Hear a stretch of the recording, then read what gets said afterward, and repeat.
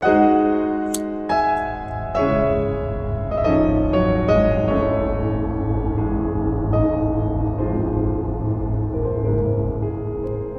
you got pastors fucking little boys in the ass, you got pastors having sex with members of the church, you got the motherfucking pastor dog in the motherfucking Catholic church.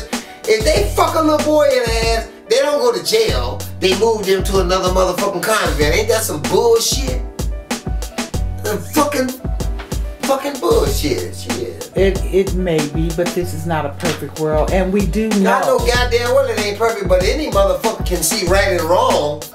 I mean, goddamn, what the fuck does it take a scientist to see that you motherfucking hit me? Or you can see that you scratched my car? Or you can see you hurt my feelings? What the fuck does it take for that? We gotta have a school for that shit too? Okay, politically speaking. Pump my ass.